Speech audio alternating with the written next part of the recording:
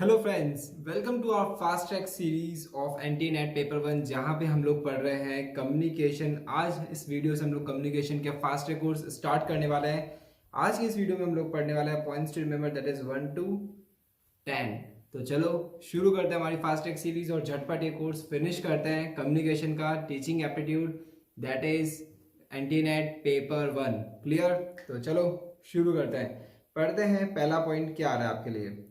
First point हम लोग समझा रहे हैं कम्युनिकेशन को। अरे सर, कम्युनिकेशन ही चैप्टर का नाम है और आप कम्युनिकेशन ही समझा रहे हो? जरूरी है भाई, कम्युनिकेशन जो पढ़ रहे हो वो तो समझ लो, ताकि जब फास्ट पॉइंट्स आए ना तो आपको समझ में आए कि पॉइंट्स का रिलेशन क्या है, इस पॉइंट का कोरिलेशन कैसे एस्टेब्लिश करना है। चलो पढ़ते हैं क्या लिखा है कम्युनिकेशन के अंदर।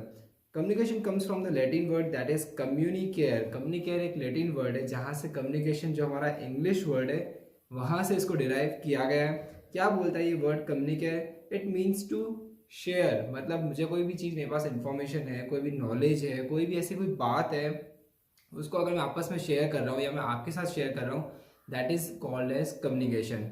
अब बात करते हैं ऑक्सफोर्ड डिक्शनरी। सर लैटिन वैटिन छोड़ो, हमारी ऑक्सफोर्ड डिक्शनरी में क्या लिखा है? ऑक्सफोर्ड डिक्शनरी बोलती है कम्युनिकेशन इज अ ट्रांसफरिंग और कन्वेइंग ऑफ मीनिंग। बहुत सिंपल है, बहुत शॉर्ट में लिखा है और इफेक्टिव लिखा है। किसी भी चीज़ का मतलब अगर मैं किसी को कन्वे कर रहा हूँ, दैट इज व्हाट कम्युनिकेशन। तो इन सिंपल अगर हम बात करें कम्युनिकेशन की, it is the communication that is the conveyance of information और meaning, that is sharing of information और मीनिंग। Clear sir? अब बढ़ते हैं नेक्स्ट हम लोग डिस्कस करने वाले बर्लोस मॉडल। जैसा कि आपको पता होगा कि कम्युनिकेशन बहुत लेंथी चैप्टर है, इसके अंदर काफ़ी सारे स्कॉलर्स हैं जिन्होंने अपनी अपनी डेफिनेशन, अपने अपने मॉडल्स और अपने अपने तरीके से कम्युनिकेशन को समझाया है। हमें इनमें से कुछ कुछ जो इंपॉर्टेंट है, जो एग्जाम्स में आते रहते हैं, उनको मॉडल्स को डिस्कस कर रहे हैं। इस सीरीज में हम जो फर्स्ट जो मॉडल डिस्कस कर रहे हैं वो है बर्लोस मॉडल। बर्लोस मॉडल आपको क्या बोलता है कि कम्युनिकेशन में जो है ना एसएमसीआर होता है। क्या बोल रहा है? बर्लो ने जो मॉडल दिया था उससे बोलते हैं पहले एसएमसीआर मॉडल। इसका ये कहना था कि कम्युनिकेशन का जो प्रोसेस है इसके अंदर सिर्फ 4 स्टेजेस होती है, दैट इज एसएमसीआर। क्या है SMCR? S stands for source, M stands for message, C stands for channel and R stands for receiver। ये सारे जो वर्ड्स हैं ना अपने आप में ही सेल्फ डिफाइंड है, इसलिए इनको फर्दर डिफाइन करने की जरूरत नहीं है। सेकेंडली इनका मीनिंग कभी नहीं पूछा जाएगा। ठीक है, क्वेश्चन जो आपके बनेगा इसमें से बेसिक क्या बनेगा? बर्लो मॉडल ने क्या दिया, दैट इज एसएमसीआर, या आपको एसएमसीआर का क्या आ सकता है? सीक्वेंस। क्वेश्चन इजी बनने वाला है मगर नॉलेज में होना जरूरी है। नॉलेज में होगा तभी तो क्वेश्चन अटेंड हो पाएगा। थोड़ा सा इस मॉडल के बारे में समझते हैं, क्या है ये model. This is a linear model of communication, therefore there is no feedback involve in the process of communication. Linear model है, पहली बात। दूसरी बात ये बोल रहा है कि इसके अंदर कोई फीडबैक नहीं होता। सबसे पहले लीनियर जो वर्ड है ना, आपको याद होगा जब हमने रिसर्च एप्टीट्यूड किया था, मैंने आपको एक टॉपिक पढ़ाया था। उस टॉपिक के अंदर मैंने कहा था लीनियर का डेफिनेशन समझाया था। अभी मैं वापस समझा रहा हूँ आपको, वो टॉपिक बताना है वो टॉपिक क्या था जिसके अंदर लीनियर की डेफिनेशन मैंने समझाई थी। अभी लीनियर का मीनिंग समझो। लीनियर का मतलब क्या होता है? सिंपल सी एक लाइन। मतलब क्या कह रहा है बल्लू कि भाई जो एस एम सी आर है मेरा, वो एक लाइन के अंदर फॉलो होता है। इसके अंदर सेकेंडली क्या नहीं है? फीडबैक। कम्युनिकेशन का एक बहुत इंपॉर्टेंट एलिमेंट होता है फीडबैक। जैसे मैंने आपको जो बोला वो आपने सुन लिया, समझ लिया, आप मुझे वापस रेसिप्रोकेट करते हो कि हाँ सर आपकी बात मुझे समझ में आ गई। दैट इज आप कैसे भी आप समझा सकते हो, that is called as feedback. ये क्या कह रहा है कि भाई एसएमसीआर मॉडल के अंदर फीडबैक नहीं होता है। आपको याद रखना है। क्यों? क्योंकि एक लीनियर मॉडल है, मतलब यहाँ से जो आपका मैसेज स्टार्ट होगा, यहाँ जाके आपका message finish. There is no need of feedback. मैंने क्या बोला, अगले ने समझ लिया, मुझे इतना मेरे ऊपर कॉन्फिडेंस है। ये कौन बोल रहा है? एसएमसीआर, दैट इज बर्लोस मॉडल। इसके साथ साथ ये एक बात और बोलता है, ये बोलता है देयर इज नो नॉइज। क्या बोल रहा है? There is no noise due to which there is no concept of barriers in communication. उल्टा समझने वालों, देर इज नो नॉइज का मतलब ये नहीं है कि उस कम्युनिकेशन में आवाज़ नहीं है, ये नहीं है इसका मीनिंग। उल्टा समझो, मतलब उल्टा समझने वालों को मैं बोल रहा हूँ कि उल्टा मत समझो। अभी तुम इस बात को उल्टा समझो। क्या? नो नॉइज का मतलब है कि भाई डिस्टर्बेंस क्या नहीं है इसके अंदर? सर डिस्टर्बेंस नहीं है। नो नॉइज का मतलब क्या है कि भाई ये जो कम्युनिकेशन मॉडल है ना, इसके अंदर किसी भी तरह का डिस्टर्बेंस नहीं है। अगर डिस्टर्बेंस नहीं है, that is barriers in communication जो हम आने वाले पीटीआर में पढ़ने वाले हैं, वो यहाँ पे एग्जिस्ट नहीं करता। अब सवाल ये उठता है कि सर आपने दो लाइंस को लिया ही क्यों? क्या समझाना चाहते हो? इसके अंदर जो मेन क्वेश्चन जो बन सकता है ना, वो आपके असर्शन और रीजनिंग का बनता है। असर्शन और रीजनिंग के अंदर क्या करेंगे, आपको सिर्फ एक लाइन दे देंगे that there is a linear model, that Berlo's model is a linear model of communication assertion. Reason क्या है, because there is no feedback involve in the process. अब क्या होता है कि हमको जब कम्युनिकेशन पढ़ा हुआ होता है ऊपर ऊपर से, हमको लगता है फीडबैक तो एसेंशियल एलिमेंट है, फीडबैक तो होना चाहिए, इसका मतलब रीजनिंग जो दी है वो गलत है, और वहीं पे आपका क्वेश्चन भी क्या हो जाता है, गलत। इसलिए आपको दो लाइन जो है ना अच्छे से याद रखनी है। पहली क्या, लीनियर मॉडल है, दूसरी क्या, इसके अंदर किसी तरह का बैरियर सिर्फ कम्युनिकेशन नहीं है, बिकॉज इसमें फीडबैक ही नहीं है। ठीक है, बर्लोस मॉडल आपका यहीं पे हो गया। अब स्टार्ट करते हैं मास मीडिया मॉडल। ये मॉडल बहुत इंटरेस्टिंग है, बहुत छोटा, बहुत इजीली समझ में आएगा। ये मॉडल क्या बोलता है कि भाई अगर मुझे कोई इन्फॉर्मेशन है और मुझे लार्ज नंबर ऑफ पर्सनस तक पहुंचानी है, जैसे मोदी जी ने नोटबंदी की थी, याद है आपको। अब मोदी जी ने नोटबंदी करी तो यार क्या एक एक जने को जाके बोला था या व्हाट्सएप किया था एक एक को, नहीं, वो सीधा 8 बजे टीवी पे आए, बोल दिया भाई 12 बजे आपके पास जितने भी कैश है वो हो जाएंगे इनवैलिड, मतलब वो कैश किसी काम का नहीं रहेगा 12 बजे के बाद। और जैसे ही आपने न्यूज़ सुनी आप हिल गए, है ना। कुछ लोग भागे पेट्रोल पंप में, कुछ भागे रेलवे स्टेशन में, कुछ पता नहीं कहाँ कहाँ गए। पॉइंट क्या है मेरा, जब हमें एक पॉइंट ऑफ टाइम पे लार्ज ऑडियंस को कोई इंफॉर्मेशन कम्युनिकेट करनी होती है, we use this model that is mass media model. ठीक है, क्या लिखा है, through mass communication information can be transmitted quickly to many people who do not necessarily live near the source। ठीक है, mass communication is practice through various channels known as mediums. अलग अलग medium से आप मास कम्युनिकेशन कर सकते हो, जैसे कि रेडियो, बहुत अच्छी बात है, मन की आवाज़ सुनी होगी आपने मोदी जी की। उसके बाद television, social networking, billboards, newspaper, magazine, books, films and the internet. ठीक है, इजी कंसेप्ट है, समझ में आ गया होगा। 3 मॉडल है इसके अंदर, वो हमें याद करना है। एमएमसी हैज़ 3 मॉडल, सिंपल है। पहला आता है ट्रांसमिशन। ट्रांसमिशन का सिंपल सा मोटिव है कि मुझे सिर्फ इंफॉर्मेशन को क्या करना है, कम्युनिकेट, जैसा कि मोदी जी ने किया था, जैसा कि मैं अभी कर रहा हूँ। I am what I'm doing is transfer of information, that's it। ठीक है, उसे क्या बोलते हैं, ट्रांसमिशन। नेक्स्ट मॉडल आता है सर रिचुअल और एक्सप्रेशन मॉडल। नाम से तो समझ में आ गया सर हमें कुछ एक्सप्रेस करना, नहीं, यहाँ तुम गलत हो जाओगे अगर नाम से गए तो। नाम से नहीं जाना, इसमें नाम से नहीं जाना दोस्तों, इसमें याद करना पड़ेगा। एक्सप्रेशन मॉडल बेसिकली सामने वाले के रिएक्शन या सामने वाले की अंडरस्टैंडिंग को समझता है। क्या लिखा है समझो, it emphasizes more on external interpretation by observer than the stated purpose of receiver or sender। Receiver या सेंडर जो इंटरप्रेट करवाना चाहता है ना, उससे कोई फर्क नहीं पड़ता, आप इसका इंटरप्रिटेशन क्या समझो इससे ज़्यादा रेलिवेंट है। ठीक है, वेरी सिंपल एग्जांपल, जैसे आपने सुना होगा फार्मेसी आपको क्या देता है, डॉक्टर्स की कंसल्टेशन देता है। अब उसमें डॉक्टर ने आपको कोई प्रिस्क्रिप्शन दे दिया, ट्रीटमेंट दे दिया, अब डॉक्टर के लिए ही जानना भी जरूरी है कि वो क्या ट्रीटमेंट आपको समझ में आया है या नहीं, इसलिए वो वापस रिकन्फर्म करता है कि सर मैम क्या आपको मेरी बात समझ में आई। दैट इज व्हाट रिचुअल और एक्सप्रेशन मॉडल। ओके, नेक्स्ट आता है attention gaining model. Attention gaining नाम से समझो, ये वाला नाम से समझ सकते हो, क्या लिखा है अटेंशन गेनिंग। अरे भाई मुझे अटेंशन चाहिए यार, सोशल मीडिया में हम सबको अटेंशन चाहिए होता है, फॉलोअर्स चाहिए, लाइक्स चाहिए, कमेंट्स चाहिए, हलचल चाहिए, इसीलिए हम लोग रील्स बनाते हैं, सोशल प्लेटफॉर्म पे अलग अलग चीज़ें अपलोड करते हैं। मगर आपको पता होगा यूट्यूब का सबसे बड़ा जो रेवेन्यू मॉडल है ना, वो इसी के ऊपर है। कैसे, जैसे कोई वीडियोस आप देख रहे हो यूट्यूब पे, उसमें कुछ वीडियोस आते हैं जिसमें आप स्किप कर सकते हो आफ्टर 5 सेकंड्स, कुछ वीडियोस आते हैं जो 30 सेकंड्स के बाद में स्किप होते हैं। बेसिकली वो करना क्या चाह रहे हैं 30 सेकंड स्किप करवाने के बाद और 5 सेकंड में स्किप कराने से, वो रिटेंशन, मतलब आदमी जो देख रहा है ना एडवर्टाइजमेंट, उसको देखना ही पड़ेगा 30 सेकंड तक, उसको उस चीज़ का पैसा मिलता है, किसको, यूट्यूब को। क्या लिखा है, it refers to attracting attention of audiences by display of media advertisements. Display of media advertisement simple सी चीज़ है, यूट्यूब वाला बेस्ट एग्जाम्पल है, ज़्यादा इसको स्ट्रेच करने जैसा नहीं है इसमें।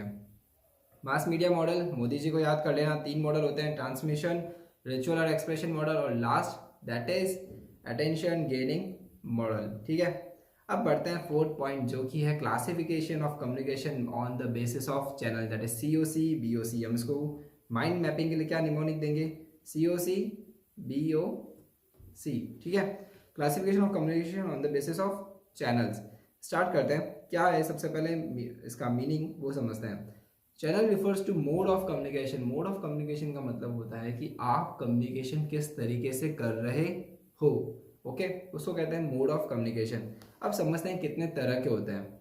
सबसे पहला आता है वर्बल कम्युनिकेशन, उसके बाद आता है आपके पास non verbal communication. Verbal communication के अंदर फर्दर दो बात आती है, oral communication and written communication. जी हाँ, वर्बल के अंदर रिटन कम्युनिकेशन आता है। ये एक बेसिक मिस्टेक जो कोई भी कर सकता है, जिसको ये लगता है वर्बल सिर्फ बोली चाली की कम्युनिकेशन का मीडियम जो है बोली चाली का, उसी को माना जाता है। बेसिक मिस्टेक कोई भी कर सकता है, आपको ध्यान रखना होगा। Written communication also falls in verbal communication. Verbal communication को डिटेल में लेते हैं। It means the use of words in the communication process. बिल्कुल सर, वर्बल का मतलब ही वर्ड्स से होता है। मैं कोई भी कम्युनिकेशन प्रोसेस में कोई भी इंफॉर्मेशन के अंदर अपने वर्ड्स को यूज कर रहा हूँ, जैसे मैं अभी कर रहा हूँ, मैं बोल रहा हूँ, that is what communication process, और ये एक मॉडल है। The message is transmitted verbally by making use of words which may be orally और रिटन। ठीक है, ओरल कम्युनिकेशन सिंपली जो बोलने को कहते हैं, जबकि रिटन कम्युनिकेशन नाम से समझ में आ रहा है, जिसमें sign, symbols, hand written format, हम वर्ड्स को लिखते हैं प्रिस्क्राइब फॉर्मेट में या किसी भी अनप्रिस्क्राइब फॉर्मेट में और उसे दे देते हैं। जैसे टेलीग्राम हो गया, लेटर हो गया, आपका व्हाट्सएप मैसेजिंग हो गया, ये सब क्या कहलाएगा? Written communication. ठीक है, अब समझते हैं नॉन वर्बल कम्युनिकेशन, जो कि बहुत इंटरेस्टिंग भी है और काफ़ी अच्छा है क्वेश्चंस के पॉइंट ऑफ व्यू से। समझते हैं क्या है नॉन वर्बल कम्युनिकेशन। जैसे एक बार आइडिया तो लग गया होगा भाई, इसमें वर्ड्स इन्वॉल्व नहीं होते, जस्ट इसका ऑपोजिट होगा ऊपर वाले का। क्या लिखा है? Translation of messages take place through a non verbal platform such as eye contact, facial expression, gesture, postures और बॉडी पोस्चर्स। बेसिकली इसमें वर्ड्स इन्वॉल्व नहीं होता, हम अगले को देख के, अगले के हाव भाव को देख के ये समझ लेते हैं कि अगला आदमी कहना क्या चाहता है। क्या बोल रहा हूँ मैं? जैसे आप सपोज करो यार, आप घर जाते हो और पापा गुस्से में है, तो क्या करते हैं? आंखें निकालते हैं, आपसे बात नहीं करेंगे। मम्मी नाराज़ है, आपसे बात नहीं करेगी, तो हम समझ जाते हैं कुछ तो गड़बड़ हुई है, और हम लोग उसी वक्त संभल के बात करते हैं। पता चला अगले ही पल एक शॉट आ गया, है ना? उस चीज़ को हम क्या बोलते हैं? Non verbal communication. मतलब लोगों के हाव भाव देख के हम ये समझ जाते हैं कि अगला आदमी कहना क्या चाहता है, भले ही वो अगला आदमी कुछ बोल नहीं रहा हो। ठीक है, पढ़ते हैं इसमें कितने टाइप्स होते हैं। सबसे पहला आता है आपके पास प्रोक्सेमिक्स। क्या आ रहा है? प्रोक्सेमिक्स। प्रोक्सेमिक्स बहुत इंटरेस्टिंग है। क्या लिखा है? It refers to use of personal and physical space to communicate. ओहो, क्या लिखा है? पर्सनल और फिजिकल स्पेस टू कम्युनिकेट। कहना क्या चाहता हूँ मैं? सर, कोई एग्रेशन है, अफेक्शन है, डोमिनेंस है, मोह, मुझे किसी को दिखाना है, किसी को अपना कुछ चिढ़ाना है, कुछ भी करना है, तो मैं क्या कर रहा हूँ? एक पर्सनल स्पेस के अंदर उस चीज़ को शो करता हूँ। जैसे मैंने अभी घर का एग्जाम्पल दिया आपको, क्या समझाने की कोशिश की कि भाई मम्मी नाराज़ है आपसे, खाना नहीं देगी, बात नहीं करेगी, आप आओगे इस रूम में, आओगे उस रूम में चली जाएगी। ये सारे क्या एग्जाम्पल है? प्रोक्सेमिक्स। इसको याद तो करना पड़ेगा दोस्तों, प्रोक्सेमिक्स। याद करने के लिए मैं एक और एक एग्जाम्पल दे देता हूँ, माइट भी आपको शायद पता हो। और एक मूवी आई थी सोनू के टीटू की, स्वीटी, है ना? उसके अंदर क्लाइमैक्स के सीन के अंदर जब वो शादी के लिए जा रहा होता है, वो माला पकड़ लेता है। कौन? नाम पता है एक्टर का? पोस्टर आ रहा है। माला पकड़ लेता है, वो ये बोलता है कि या तो मैं या ये वो, और उसको फ्लैशबैक में जाके बताता है जब उसकी मम्मी गई थी तब वो कितना रोया था। तो वो क्या एग्जांपल है? प्रॉक्सिमिक्स। आप किसी को हक करते हो, आप किसी को अपने इमोशंस दिखाते हो, आप किसी को क्या कुछ भी कर सकते हो, that is all what part of proxemics. ठीक है, क्लियर? अब बढ़ते हैं पैरालिंग्विस्टिक। ये बहुत इंपॉर्टेंट है। पैरालिंग्विस्टिक का मीनिंग देखो, ऐसा आपको पता होगा क्या होता है। कुछ डेफ होते हैं, जैसे कोई आदमी सुन नहीं सकता, या ऐसी कोई सिचुएशन होती है जहाँ पे हम सुन नहीं पा रहे हैं, तो हम क्या हमारी बॉडी से कम्युनिकेट करते हैं, हाथ से इशारा करते हैं। जैसे रेलवे स्टेशन के अंदर आपने देखा होगा, दूसरे प्लेटफॉर्म पे आदमी खड़ा, हमारी बात नहीं सुन पा रहा है, या बहुत ज़्यादा शोर शराबा है, तो हम कैसे हाथ से कम्युनिकेट करते हैं? वॉच, टाइम क्या हुआ है, कहाँ पे हो, कहाँ जाना है, उस तरफ जाना है, इस तरफ जाना। ये सब जो चीज़ होती है ना, इसे बोलते हैं पैरालिंग्विस्टिक। न्यूज़ चैनल्स के अंदर भी आजकल काफ़ी ट्रेंड में है, जो कि जी बिजनेस कर रहा है। इसके अंदर वो एक पर्टिकुलर शो ऑर्गेनाइज करते हैं, जिसके अंदर एक पर्टिकुलर टाइम होता है। उस टाइम के अंदर एक को एंकर भी होता है, जो अपने हाथ के इशारों से जो लोग सुन नहीं सकते उनको न्यूज़, या जो देख नहीं सकते उनको बता रहा होता है। ठीक है, क्या लिखा है मैंने? When other people read our lips while speaking along with listening to words in order to understand the context of message, they pay attention to the timing, pace, tone, loudness, pitch, volume of the speaker. इस चीज़ को हम क्या बोलते हैं? Para linguistic. मतलब जब अगला आदमी आपके बोलने की जो लिपसिंग है ना, उसको पढ़ रहा है, आप जो बोल रहे हो उसको सुनाई नहीं दे रहा है, या सुनाई दे रहा है तो समझ में नहीं आ रहा है, तो वो आपकी बॉडी के इशारों को समझता है साथ में कि भाई ये बंदा कहना क्या चाहता है ना? अब आ रहा है काइनेसिक्स। काइनेसिक्स बेसिकली बॉडी के सिग्नल्स को यूज़ करता है। आप हाथों के उसको सिंबल्स दे रहे हो। आपको याद होगी मूवी आई थी जिंदगी ना मिलेगी दोबारा, उसके अंदर क्या हो रहा था, जब कैटरीना और ऋतिक रोशन पानी में थे, मतलब क्या हो रहा था, मतलब पानी में थे ना तो वो हाथ का इशारा कर रहे थे, okay, not okay, very okay, likewise. तो वो सब इशारा जो हो रहा था, कम्युनिकेशन हो रहा था दोनों के बीच में, उसे क्या बोलते हैं, काइनेसिक्स। क्या लिखा है, use of body signals, it includes eye contact, gesture, facial expression and etcetera. Okay, kinesics आप याद करना हो तो काइट्स एक मूवी आई थी ऋतिक रोशन की, ऋतिक रोशन से वापस आपको जिंदगी ना मिलेगी दोबारा याद करना पड़ेगा, और फाइनली आपको ये चीज़ याद आ जाएगी कि भाई यूज ऑफ बॉडी सिग्नल्स होता है। पैरालिंग्विस्टिक में क्या हो रहा है कि आप बोल सकते हो, काइनेसिक्स में आप बोल नहीं रहे हो, सिर्फ हाथों से बॉडी से इशारा कर रहे हो, बिकॉज पानी में बोल नहीं पा रहे थे, है ना। ये बेसिक डिफरेंस है दोनों के अंदर। आप ये चीज़ देखो, यहाँ क्या लिखा है, while speaking along with listening to the words, ध्यान रखना है इस चीज़ का। इन दोनों में जो मैच द फॉलोइंग आएगा ना, तो कंफ्यूजन यही होगा कि भाई किसका क्या कहा था सर ने। तो मैंने आपको बता दिया है, पैरालिंग्विस्टिक में बोल भी रहे थे, सुन भी रहे थे, मगर ड्यू टू एटमोस्फेरिक कंडीशंस आप अगले की बात सही से समझ नहीं रहे थे, तो जो रिसीवर होता है वो आपकी बॉडी लैंग्वेज को रीड करता है। वेयर एल्स काइनेसिक्स के अंदर तो आप बोल ही नहीं रहे हो, आपको सिर्फ बॉडी के सिग्नल से ही इशारा करना पड़ेगा, जिंदगी ना मिलेगी दोबारा। हैप्टिक्स बड़ा इंटरेस्टिंग है। हैप्टिक्स आजकल की यंग जनरेशन को बताया जाता है काइंड ऑफ टच, आप किसी को किस तरीके से टच कर रहे हो, वो पॉजिटिव है या नेगेटिव है, that is called as haptics. जैसे आपने किसी को सिर्फ एक बार टच किया, दैट इज फ्रेंडली, मगर आप किसी को ऐसा शोल्डर पे रब करो, किसी भी लड़की को रब करो, तो वो अदर वे में ले सकती है, that is called as negative communication. मतलब वो समझ जाते भाई इसके इरादे गलत है ना। क्या लिखा है, it refers to how and what touch communicates, आप जब किसी को टच करते हैं तो क्या सा कम्युनिकेट होता है। ओके, नेक्स्ट आता है फोनेमिक्स। क्या लिखा है, फोनेमिक्स। फोनेमिक्स बेसिकली एक लिंग्विस्टिक एबिलिटी है, इसके अंदर एक unit of sound that distinguishes one word from another, मतलब एक शब्द को दूसरे शब्द से एक साउंड के थ्रू चेंज होता है इन अ पर्टिकुलर लैंग्वेज। किसी भी लैंग्वेज के अंदर ये चीज़ हो सकती है। जैसे मैं आपको एक छोटा सा एग्जांपल दे रहा हूँ, माइट भी एक्यूरेट है या नहीं है वो आप बताना मेरे को। जैसे YES को आप क्या बोलते हो, यस। अब अगर मैंने सिर्फ इसके आगे ई लगा दिया तो ये क्या बन जाएगा, ES नहीं, ये क्या बन जाएगा, आइस। समझो बात को। तो सिमिलरली एक वर्ड लगाने से या एक लेटर लगाने से जो वर्ड के प्रोनाउंसिएशन में चेंज आ जाता है, मीनिंग्स में चेंज आ जाता है, that is what called as phonemics. It is the linguistic ability. A phoneme is a unit of sound that distinguishes one word from another. Okay. फिर आता है आपके लिए क्रोमेटिक्स। क्रोमेटिक्स क्या होता है, it is the communication through the use of colours. इसके लिए बेस्ट एग्जांपल है PK की मूवी का। PK की मूवी में क्या हुआ था, जब है ना अलग अलग वो कलर कपड़े पहन रहा था, वो सफ़ेद पहन के किसी की शादी में चला गया तो कि मरा है क्या, काला पहन के कहीं और चला गया तो कि पार्टी में आया है क्या, लाइकवाइज। तो वो जो सीन था वो आपको याद करना पड़ेगा। उस सीन को हम क्या बोलते हैं, क्रोमैटिक्स। क्या बोलते हैं, क्रोमैटिक्स। उसके बाद आता है iconic. Iconic is basically like emoticons. हम लोग हमारे एक्सप्रेशंस को एक सिंबल्स के थ्रू रिप्रेजेंट करते हैं। It's a symbolic representation of our idea, of our expression, of our thoughts. इसको हम लोग इमोटिकॉन से बेस्ट एग्जांपल दे सकते हैं।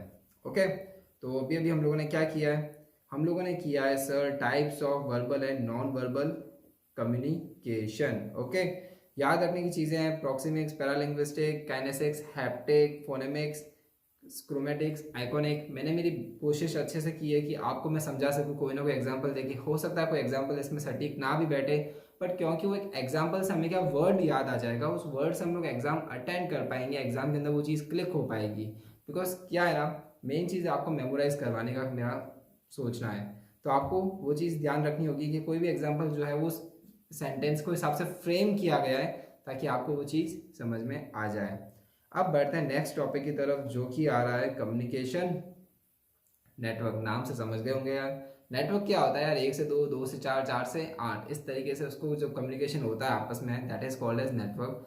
हमें तो बस उस नेटवर्क की पहचान करनी है कि वो नेटवर्क कैसा है। इजी टॉपिक है। क्या लिखा है, it shows all communication patterns और relationship that may exist in the organisation. ठीक है सर, बताओ। सबसे पहला आता है हमारे पास चेन नेटवर्क। समझ में आ गया सर, चेन में क्या है, 1 से 2 जाएगा, 2 से तीसरा जाएगा, और क्या होगा, 2 से 3, 2 से 3, 3 से 4, सिंपल है ना, राइट। क्या लिखा है, it follows the formal chain of command, communication takes place in a sequential order. Government organisations हैं, आपके ऑफिसेज हैं, या कहीं पे भी है, जैसे ऑर्डर क्या से होता है, सीक्वेंस में फॉलो होता है। नरेंद्र मोदी सीधा आपसे बात नहीं करते हैं, मन की बात अलग बात है, मगर कोई भी फॉर्मल ऑर्डर आता है तो सेक्रेटरी को जाता है, जो भी रेस्पेक्टिव डिपार्टमेंट है सेक्रेटरी को जाएगा, फिर सेक्रेटरी धीरे धीरे directors, joint directors, assistant directors, इन सबको ऑर्डर फ्लो होता है। कोविड का बेस्ट एग्जांपल याद करो। कोविड के जब ऑर्डर्स निकल रहे थे ना कि भाई लॉकडाउन बढ़ा दिया गया है, कैसा हो गया है, तो लॉकडाउन के जो ऑर्डर्स आते थे आपके आपके आपके पास कलेक्ट्रेट के आते थे, मोदी जी के नहीं आते थे। याद आ रहा है? कुछ कुछ कलेक्ट्रेट के ऑर्डर्स आते थे कि भाई यहाँ ये अवकाश रहेगा, यहाँ पे जो कोविड एरिया है, यहाँ इस एरिया में आना जाना मना है। That's all. तो ये क्या कहलाता है? Chain network. क्या लिखा है? It allow flows the follow formal command of communication. ठीक है। नेक्स्ट आता है व्हील। व्हील के अंदर बेसिकली क्या है ना, आपको एक इवेंट मैनेजर को याद करना होगा। इवेंट मैनेजर जो होता है, बेसिकली जो भी कम्युनिकेशन होता है यहाँ से फ्लो होता है। इवेंट मैनेजर जो एक सुपरवाइजर होता है वो सबको कोऑर्डिनेट करता है आपस में कि भाई तू ये कर, मेहंदी वाला नहीं आया, डांस वाला नहीं आया, लाइट्स नहीं लगी, चेयर्स नहीं लगी, है ना। तो जो भी कम्युनिकेशन का फ्लो होता है वो कहाँ से होता है? सिंगल पर्सन के थ्रू। सिमिलरली क्या लिखा है?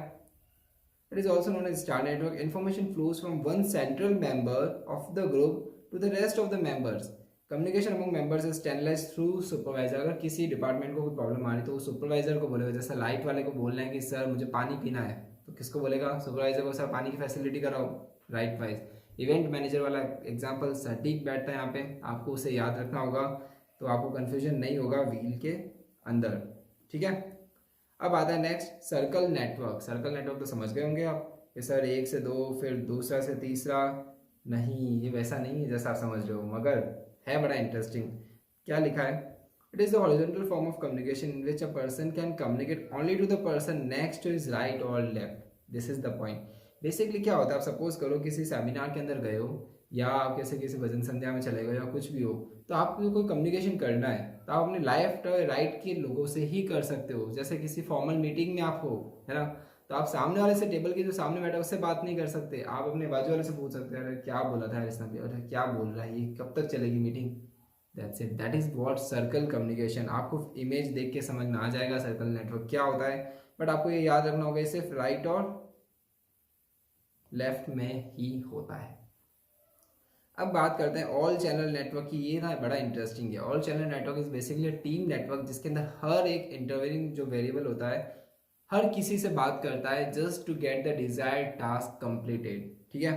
क्या लिखा है? It is generally found in team communication. Intensity and frequency of interaction is high among member. जब भी हम कभी किसी टीम को टास्क देते हैं ना, क्या टास्क करना है, और टीम के 5-7 मेंबर्स और 5-7 मेंबर्स आपस में एक दूसरे से कम्युनिकेशन करते हैं। ऐसा नहीं कि 1 से 2, 2 से 3, ऐसा कभी टीम टास्क में नहीं होता। आप चाहो तो रोडीज देख लो, चाहो तो स्प्लिट्स वाला देख लेना, आपको अच्छे से चीज़ याद आ जाएगी। टीम नेटवर्क जो होता है ना, टीम को काम करना है मिलके, आपस में एक दूसरे से फटाफट। इंटेंसिटी कम्युनिकेशन की बहुत हाई होती है क्योंकि उसके अंदर जो है ना टाइम बाउंडेशन होता है, एक फिक्स टाइम के अंदर वो टास्क करना होता है।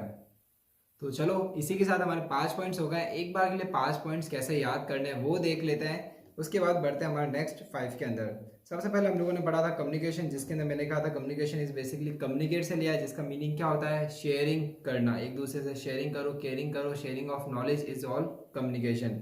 फिर हम लोगों ने पढ़ा था बर्डलोस मॉडल। बर्डलोस मॉडल में क्या कहा था? SMCR लिंग्विस्टिक मॉडल है, इसके अंदर फीडबैक इन्वॉल्व नहीं होता है।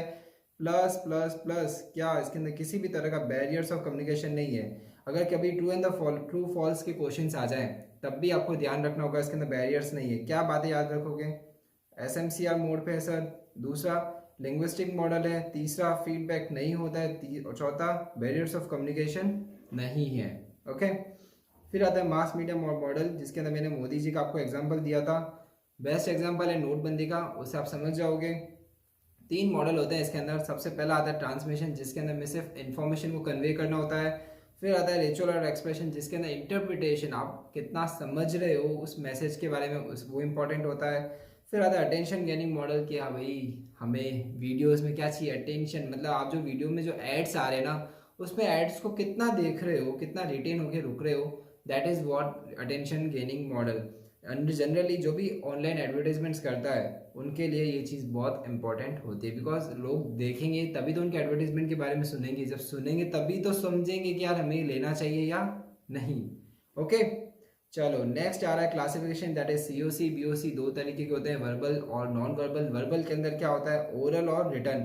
ध्यान रखना, रिटर्न किस में आता है? वर्बल के अंदर। उसके बाद हमने नॉन वर्बल पढ़ा था। नॉन वर्बल के अंदर हम लोगों ने क्या क्या चीज़ें पढ़ी थी? सबसे पहले हमने पढ़ा था प्रॉक्सिमिक्स, जिसके अंदर मैंने सोनू के टीटू की स्वीटी का एग्जांपल दिया था। बेसिकली अपने इमोशंस को कन्वे करना, जैसे आप किसी को हक करते हो, कुछ उसमें ना वर्ड्स का कोई खेल नहीं है, क्योंकि हम क्या पढ़ रहे हैं, नॉन वर्बल, बट जस्ट एक इमोशंस आप बता रहे हो। कभी एग्रेशन है, आप जैसे कभी घर में घुसते हो, आप कोई चीज़ फेंकते हो, तो मम्मी पापा समझ जाते हैं कि यार आज इसका मूड खराब है, आज इसको नहीं छेड़ते हैं, ठीक है। पैरालिंग्विस्टिक बेस्ट एग्जांपल मैंने आपको दिया था, जब बहुत आसपास शोर शराबा होता है और आप किसी की आवाज़ नहीं सुन पा रहे, जैसे मेले में गए हो और आपको समझ नहीं आ रहा कि कहाँ जाना, तो आप उसे इशारा कर दो, भाई वहाँ पे मिल, वहाँ पे मिल।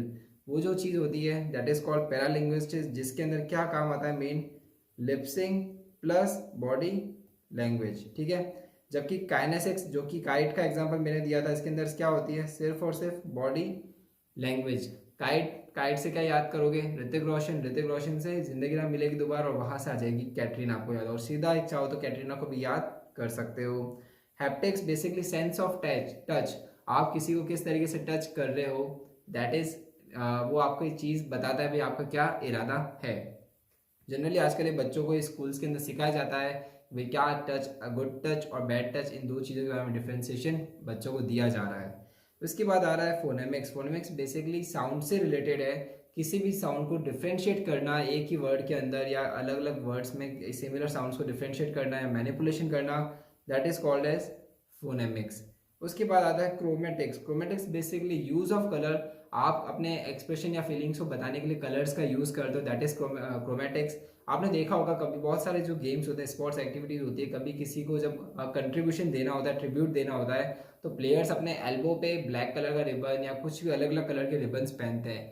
वो अपोजिशन भी शो कर सकते हैं, वो चाहे तो अपना ट्रिब्यूट भी शो कर सकते हैं। इसको क्या बोलते हैं, क्रोमैटिक्स। जैसे कि राजस्थान रॉयल्स में जब शेन वॉर्न की डेथ हो गई थी, एट दैट टाइम जब उन्होंने फर्स्ट मैच खेला था आफ्टर द डेथ, उन्होंने कंट्रीब्यूशन दिया था। क्रोमैटिक्स पीके से मूवी का भी आप याद कर सकते हो, कैसे भी आप याद कर सकते हो, मगर याद तो करना पड़ेगा। आइकॉनिक बेसिकली इमोटिकॉन, जो हम लोग व्हाट्सएप पे रेगुलरली यूज करते हैं। इसके बाद communication network, chain network, formal chain होती है, ऊपर से नीचे फ्लो होता है कम्युनिकेशन। व्हील के अंदर मैंने आपको इवेंट मैनेजर को याद करने को कहा था, जो कि एक सुपरवाइजर होता है, उसी से सारी एक्टिविटीज कोऑर्डिनेट होती है आपस में, जो भी कम्युनिकेशन फ्लो होगा सुपरवाइजर के थ्रू होगा। फिर आता है सर्कल नेटवर्क, जबकि आप किसी मीटिंग के अंदर हो, सेमिनार में हो, जहाँ पे चेयर सिस्टम दे रखा है और आप आजू बाजू में बात नहीं कर सकते, आप सिर्फ लेफ्ट और राइट में बात करोगे, that is what circle network. Circle network से आप ये मत समझ लेना आपस में गॉसिप वाला चैनल है ना, ये बहुत कॉमन मिस्टेक है जो हो सकती है।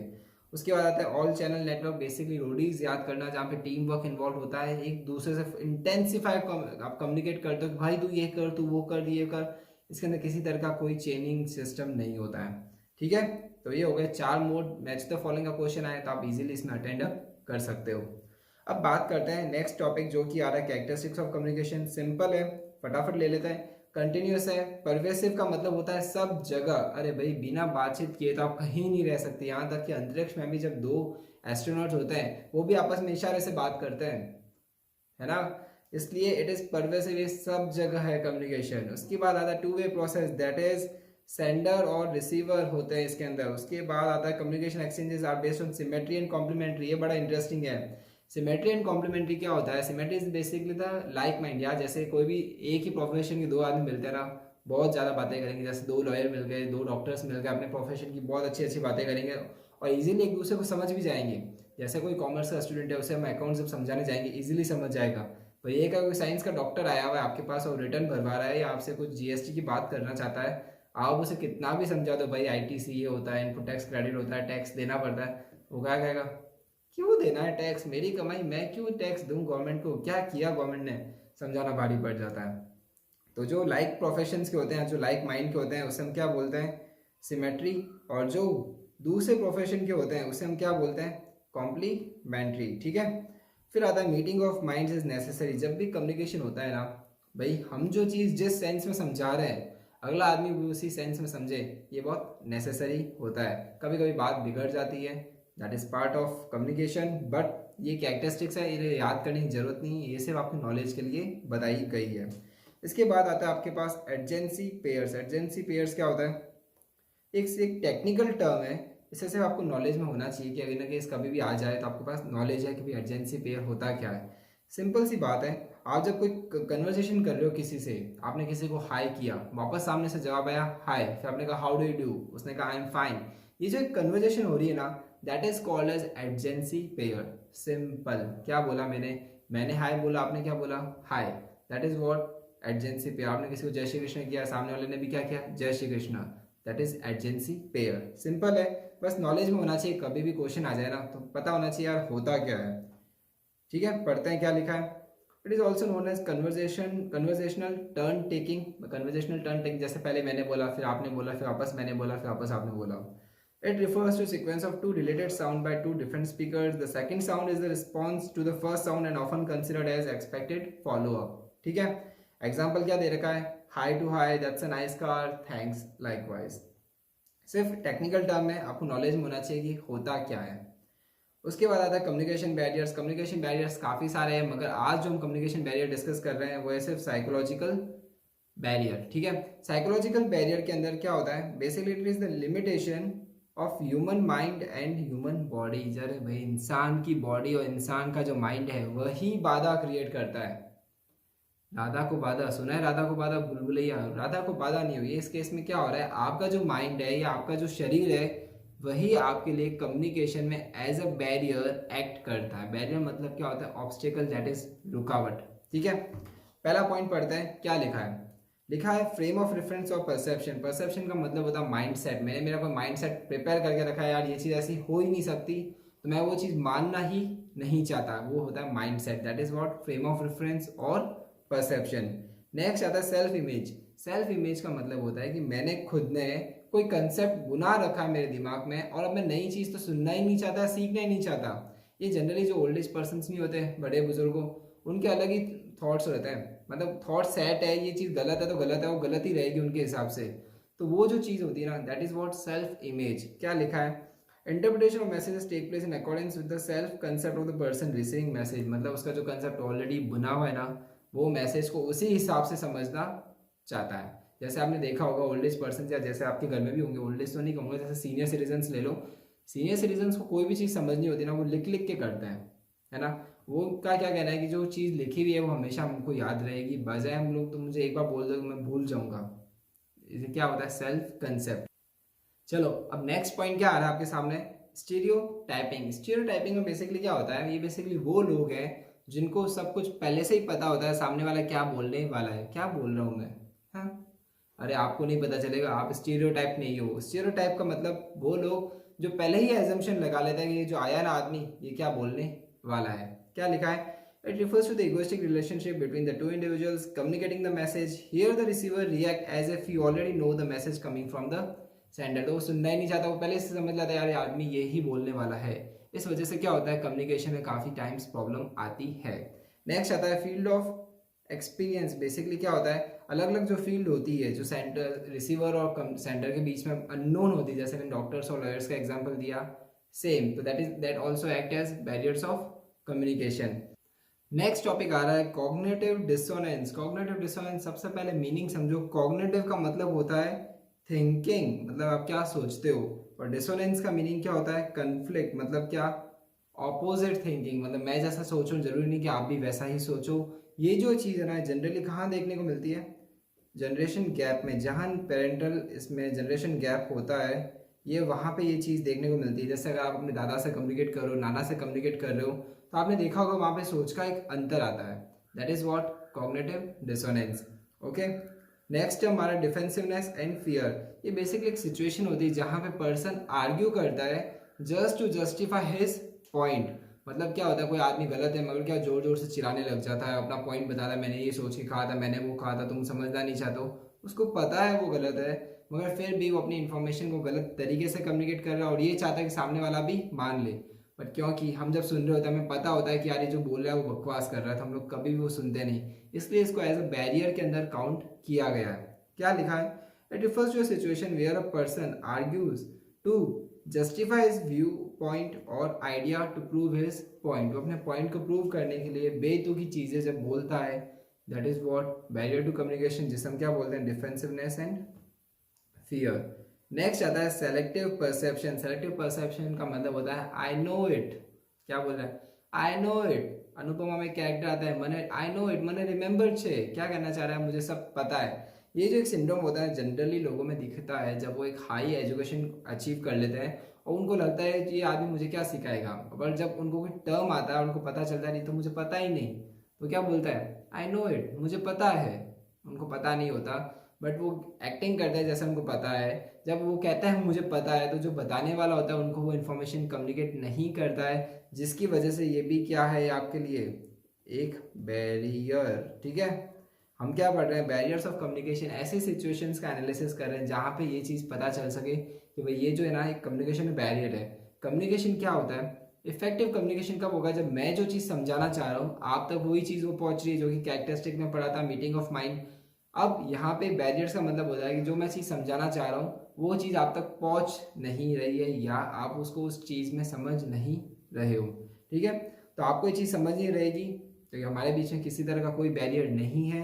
मैच द फॉलोइंग का क्वेश्चन अगर आता है तो आपको इसमें फुल मार्क्स सिक्योर करना है। एक बार के लिए वापस देख लो, frame of reference mind set, अगर आपका प्री डिटरमाइंड माइंड सेट है तो आप क्या करोगे।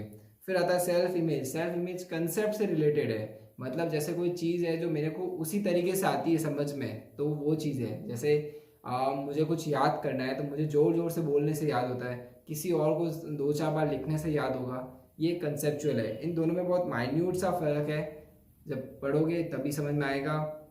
It refers to mind set जबकि इट रिफर्स टू कंसेप्ट। ठीक है, फिर आता है स्टीरियोटाइपिंग। स्टीरियोटाइपिंग क्या होता है, बेसिकली सेंडर जो रिसीवर होता है वो ये एक्ट करता है कि मुझे पता है सेंडर क्या बोलने वाला है। बहुत बार होता है मीटिंग्स के अंदर, क्लासरूम्स के अंदर हमें पता होता है कि अब सर आए हैं यार ये चीज़ बोलेंगे, पता है मेरे को, तो हम क्या करते हैं, निगलेक्ट, हम इग्नोर करते हैं और हो सकता है वो कोई दूसरी बात बोल दे फिर भी हम सुनते ही नहीं उस बात को। This is what barrier to communication.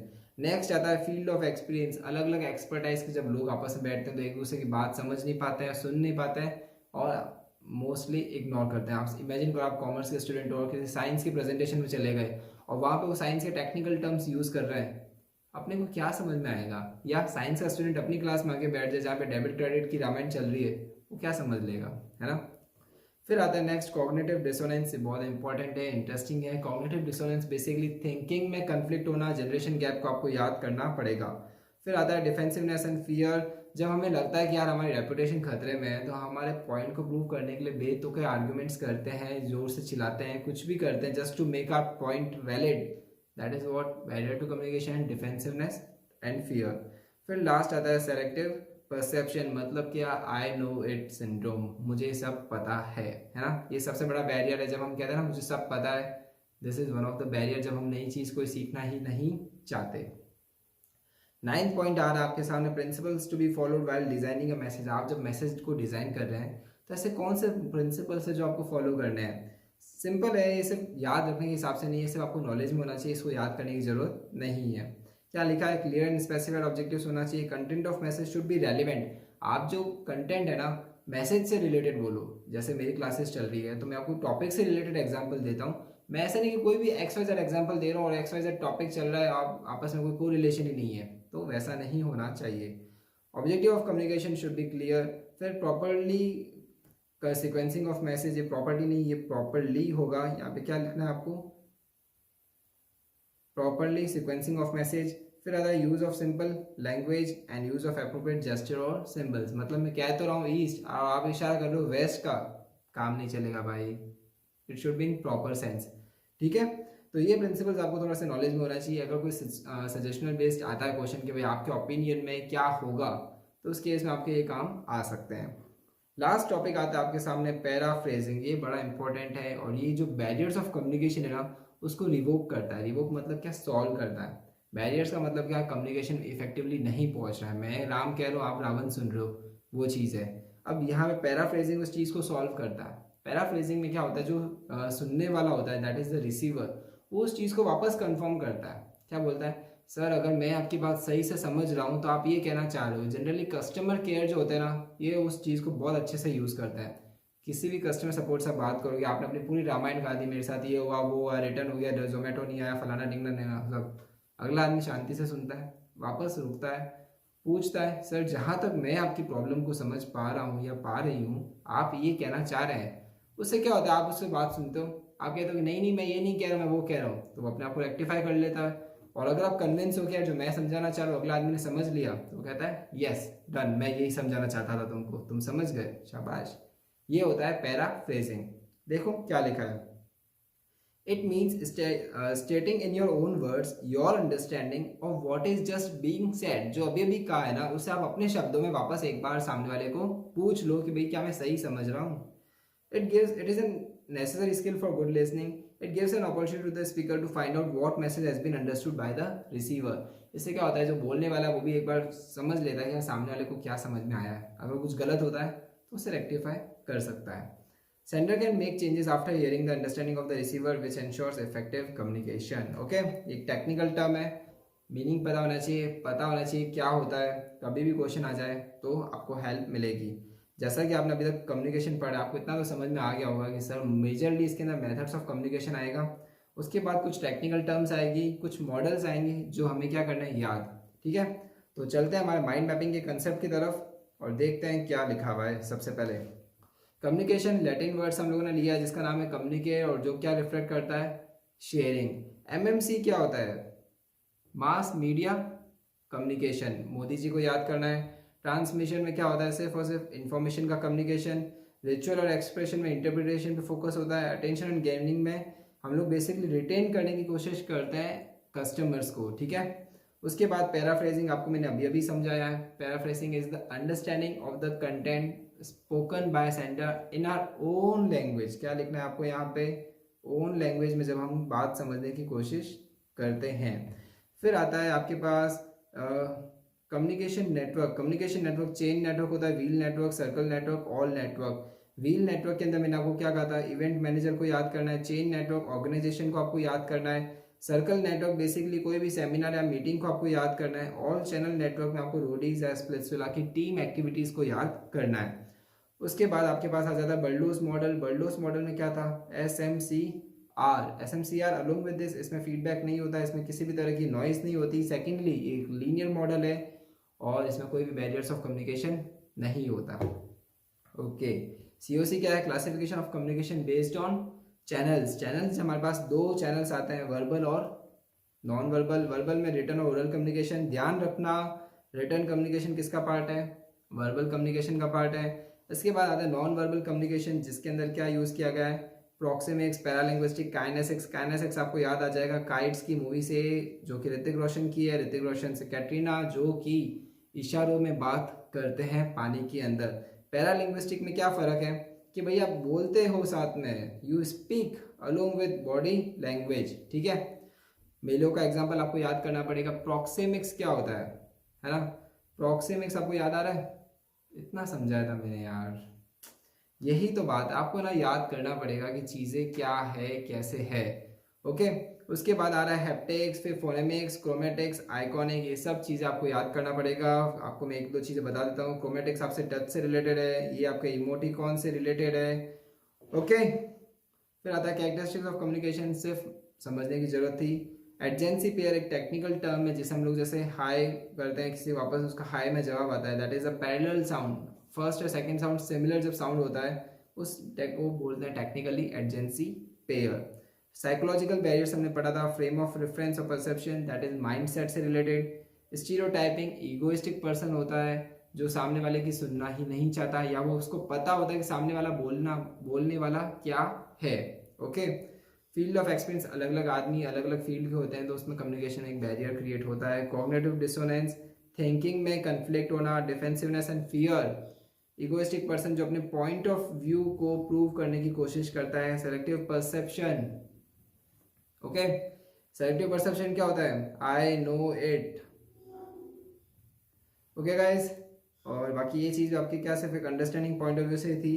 तो इस तरीके से आपको माइंड मैपिंग की डिज़ाइन करनी है। माइंड मैपिंग में जो भी मैंने आपको एग्जांपल्स दिए हैं, छोटे छोटे जो वर्ड्स बोले ना सिंगल वर्ड्स में, वो आपको यहाँ पे लिखना है। पूरा लैंग्वेज फ्रेम नहीं करना है, आपकी जो उसकी अंडरस्टैंडिंग है सिंगल वर्ड के अंदर वो यहाँ पे लिखनी है। ये माइंड मैपिंग हम रेगुलरली रिवाइज करते रहेंगे। फिलहाल मैं आपके लिए माइंड मैपिंग की स्क्रीन में यहाँ पे छोड़ रहा हूँ और मैं आपसे मिलूंगा नेक्स्ट 10 के अंदर। ये थे first 10 points of chapter communication of teaching aptitude, that is and paper 1 NTA NET। Next class में मिलेंगे जहाँ पे हम लोग बात करने वाले हैं और नेक्स्ट बिग 10 क्वेश्चंस की या बिग 10 पॉइंट्स की। ओके फ्रेंड्स, मिलते हैं नेक्स्ट पीटीआर्स के अंदर।